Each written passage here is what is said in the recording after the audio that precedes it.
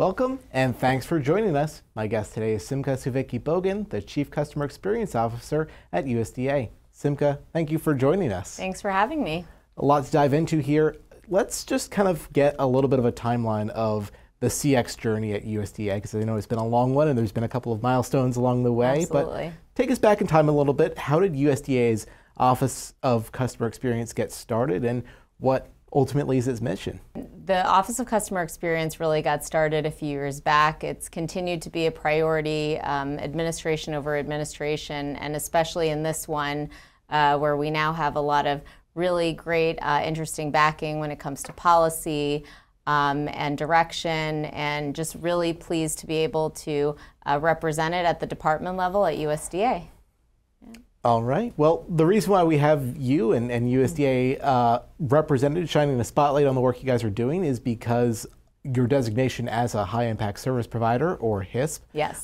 There are a couple dozen floating around in the federal government, but I don't think it's a household acronym. So No. Can you tell me a little bit more about what it means to be a HISP USDA, and how that is moving the needle in all things CX at USDA? Sure. Back in 2021, the president wrote an executive order on customer experience, and really as a baseline focused its efforts around really high impact services. And we use the acronym because we love acronyms in government, HISP, High Impact Service Provider. So really, a lot of the main government agencies across government were asked to really think long and hard about maybe where we could baseline. What are some services that really impact the public very heavily, whether that's volume, whether that's what it's doing, what it's providing, and allowing some of the agencies to bring that forward. And USDA was one of those departments that was asked to do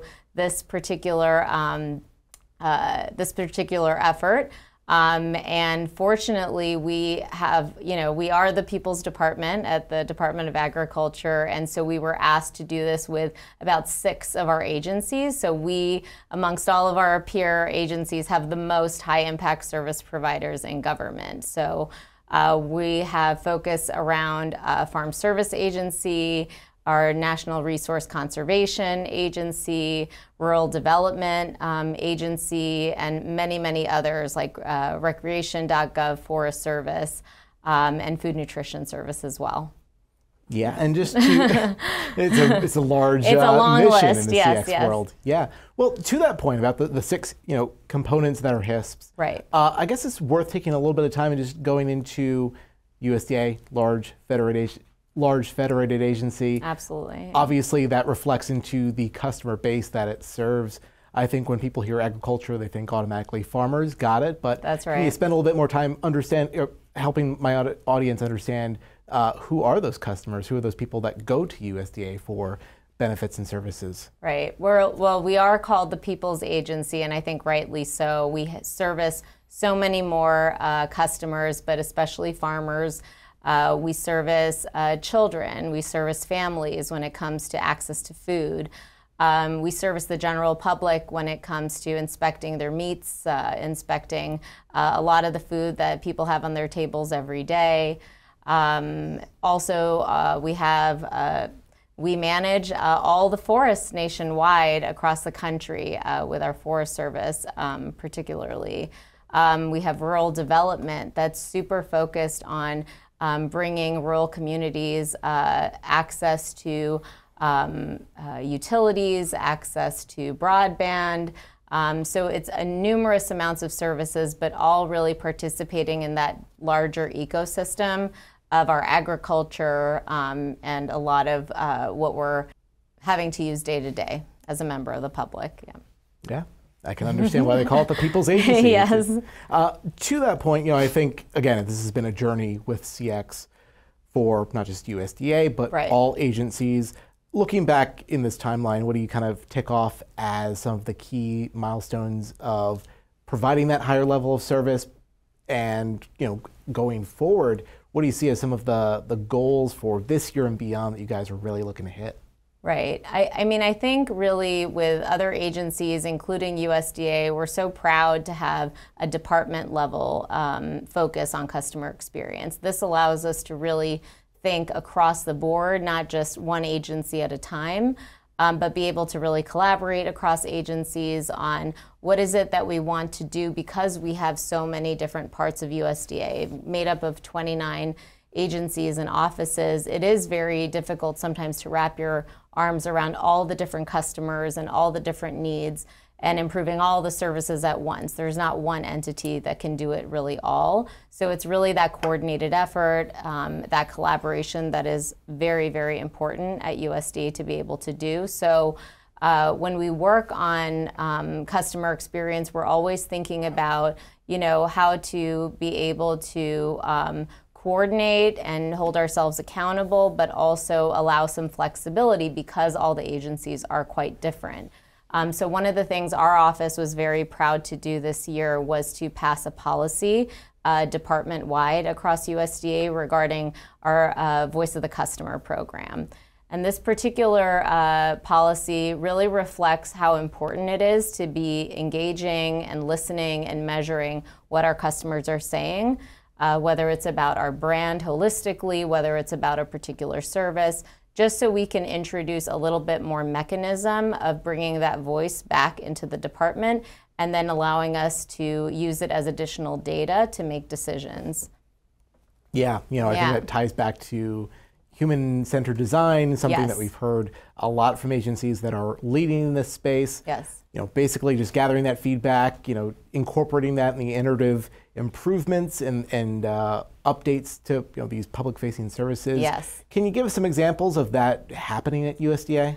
Yes, and it's happening with all 6 of those agencies and even more. We have a lot of focus right now when it comes to technical assistance, really reaching some of these rural communities and making sure the services that we're making available are accessible, are equitable, and that they're easy to understand and leverage. And so in order to do that, we do leverage a lot of human-centered design practices. So even recently, we're working really closely with Rural Development, National Resource Conservation Agency, Farm Service Agency to go back out into the field, talk to field staff, talk to some of the producers that are using some of the services, talk to some of the rural business owners that are leveraging some of our grants, for example, and really going a little bit deeper on, where is it that, you're getting stuck?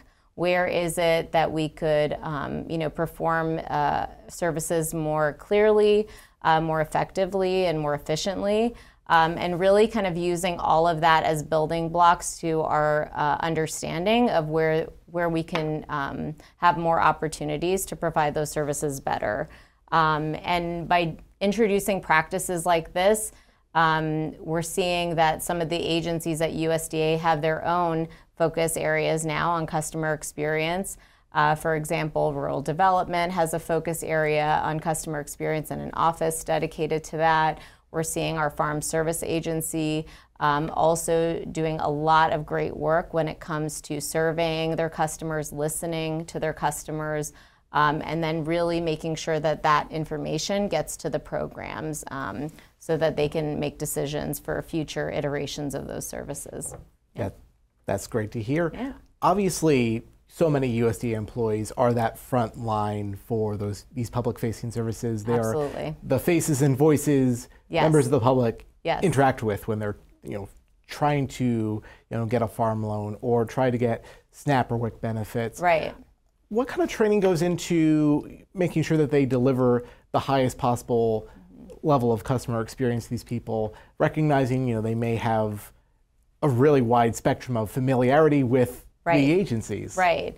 And that human-centered design practice, when we conduct that kind of research and we go out into the field, a big part of our research is listening to our employee base. We want to understand where, a lot of them are really trying to deliver great service, and they deliver great customer service to our customers. But there are times where it gets very difficult, and understanding it, observing where those hurdles are can really help us, whether it's from a policy perspective, whether it's operationally we need to make some changes, where to kind of prioritize some of those adjustments. So the employees are really a key to understanding all of those opportunities. Yeah. You mentioned some of the top-down policy that's coming from the administration on this very topic of CX. One very important pillar of that is OMB's recent memo on a digital-first experience and everything that agencies need to do to deliver on that digital experience. So to that point, what steps is USDA taking to deliver that digital-first experience? Yeah, I think that memo is right on point with respect to really leveraging, and applying customer experience principles into digital delivery. It is so important not to, just go right to building and right to, modernization for the sake of modernization. It's really important that, our customers feel that it's easier, feel that their government is working for them, and really trying to make things easier. I think the normal sentiment around using government services is that it's hard, it's difficult, it's time consuming, and we really want to change that and kind of build that trust in. So I know the memo definitely elevates that quite a bit, not just with the HISP and the high impact service elements of that those projects and activity, but really emphasizing that we do it for all of these service delivery, the digital service delivery aspects of government. I know it also highlights leveraging customer feedback and also making sure that we're being very transparent with the processes that we're using. And so really that policy that I mentioned earlier around voice of the customer, I think really adds to that layer of listening and adds to that layer of really understanding what they need so that when we do any modernization that it really works for the public versus against them.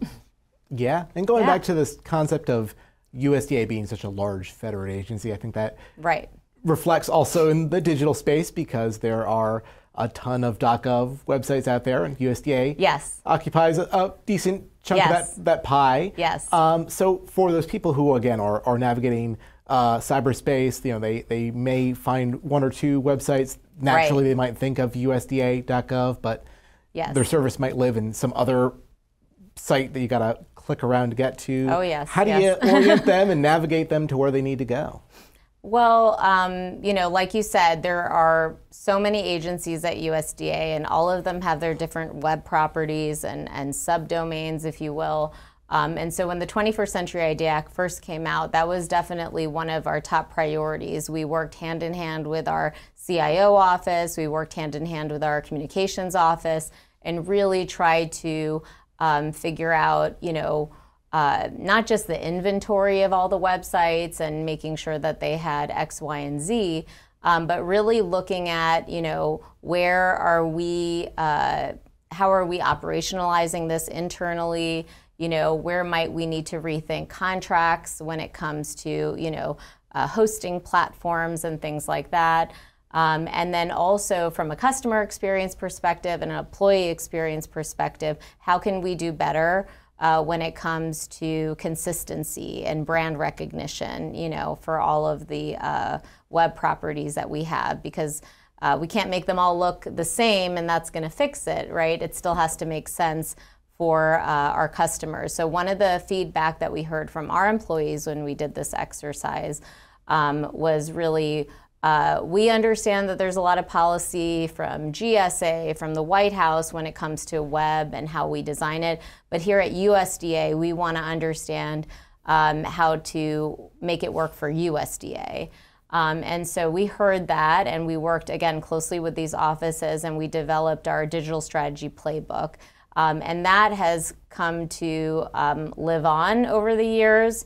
And really is a tool that still to this day, our content managers, our web managers, even I've seen it used in future contracts if somebody needs to, modernize a website that already exists, or somebody needs to stand up a new website, we're able to point to a product that is very USDA, but also make sure to mention some of the different frameworks that are already created by GSA, and not to reinvent the wheel every single time we have to make a new web property, for example.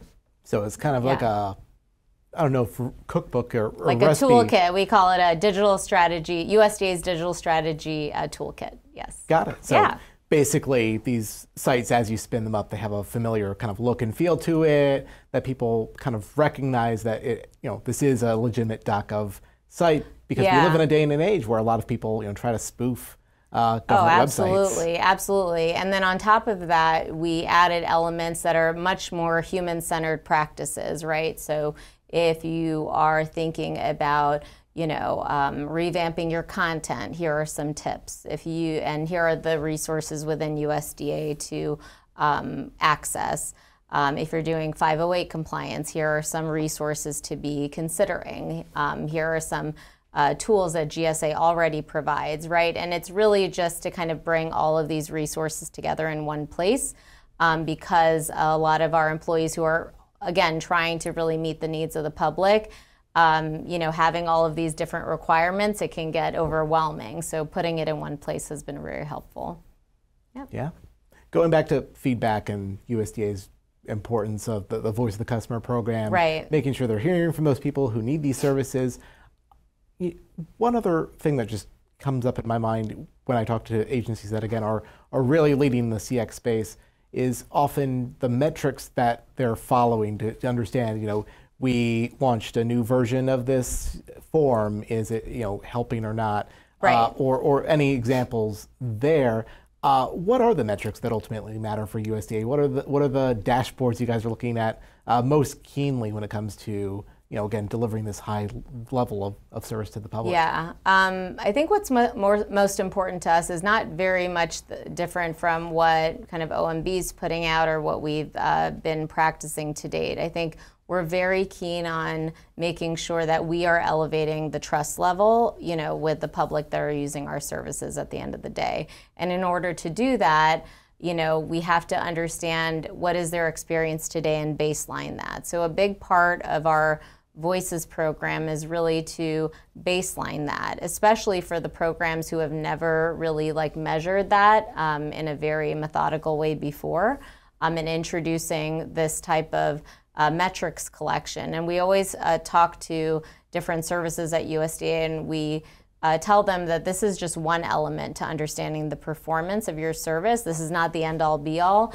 but it's something to layer in with some of the operational, key performance indicators that they're already measuring to see if they're meeting their performance levels. So understanding the way that people are receiving that service is just as important as, how many loans did we put out, how many grants did we put out this year, and so on. But really understanding, okay, if we put out these many grants, what was the experience with that grant? Where did people struggle? Did people say it was received well? Was it, what was the impact of that grant, for example? And those are some of the, the later aftermath of some of these services, and understanding whether it truly met that, that pain point that we were really trying to alleviate by putting the service out to begin with.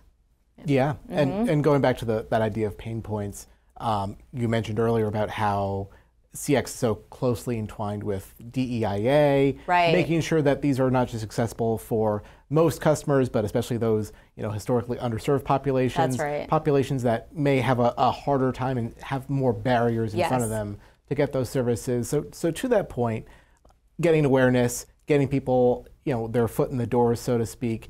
What is USDA doing particularly in that space? I think we have definitely, and our leadership really understands the importance of getting out to the field whenever possible. You're going to see, and you're going to see more technical assistance, partnerships with USDA, whether that's in a grant form or otherwise. But it's really leveraging partnerships to get to some of the communities that maybe we don't have the capacity to get out there and feet on the ground, right? But we have a lot of partners through schools, through universities, extensions. We have different organizations and just a lot of different entities that already have that trust level and already have that access to some of the communities that maybe is harder for us to reach. And by partnering them, it's not only getting the word out, but it's also us understanding some of that culture, some of the environment that we need to be considering when we deliver some of these services, right?